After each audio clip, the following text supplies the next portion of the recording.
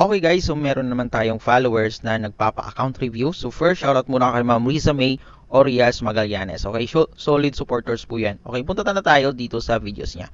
Okay, so upon checking po dito sa mga videos niya, meron pa ako dito nakita na in-upload niya na video kung saan meron pong background music yung video na yun. Pareho po ng mga sinasabi ko po dito po sa aking page, sa aking profile, na bawal po maglagay ng background music sa mga video nyo. Okay? Mas para po maging safe po yung ating mga content is wag na lang po nyo lagyan ng background music yung mga video nyo. Mas safe na yung boses nyo pa yung naririnig dun sa video na yun. Okay? Although nakikita yung mukha nyo dito, pero merong background music, automatic magkakaroon kayo po yan ng unoriginal content dahilan dun sa music na yun. Dahil dun sa music na nilagay nyo. And possible po copyright issue din po dahil dun sa music na nakalagay dito sa video na to. Okay? So, pareho po ng mga nabanggit ko po dati, meron din po siya dito mga na-upload na content. Dito po tayo sa Reels. Ayan, mahilig din po siya mag-dubbing or dub smash.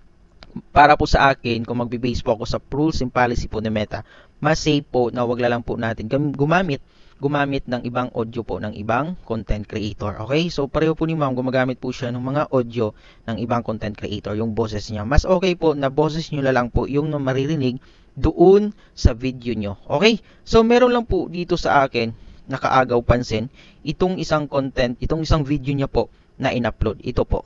Hindi ko lang po i-flash sa screen, pero ito. Yan. Siguro naman, alam niyo naman po siguro kung ano yan. Okay? So, hindi ko lang po i-flash sa screen. Baka po magkaroon ako ng violation or ma-restrict yung account ko. Okay? So, yung na-upload na po yan is bawal po yan. Nandun po yan sa Community Standards Guidelines. Okay? Ipapakita. So, okay, nandito na tayo sa Policy Guidelines. Punta tayo dito sa Community Standards Policy or Guidelines. Ayan, Facebook Community Standards. Nandito po yan sa baba. Scroll down natin. Meron po tayo dito makikitang fraud and deception. Ayan. Click po natin yan, and then dito po sa baba, nandito po yung mga bawal. Ayan. Yung pinakita ko po sa inyo na video kanina, yung in-upload po ni Ma'am Risa, dito po siya papasok. Dito po sa gambling in scam.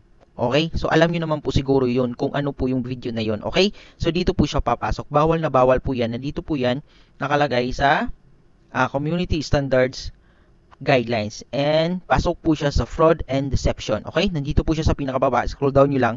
Nandito po siya. Gambling scam. Ayan. So, bawal na bawal po yan. Okay? Kung meron kayo natutunan, i-follow nyo ako. Sa mga gusto magpa-account review, comment kayo dyan sa baba. And yun lang.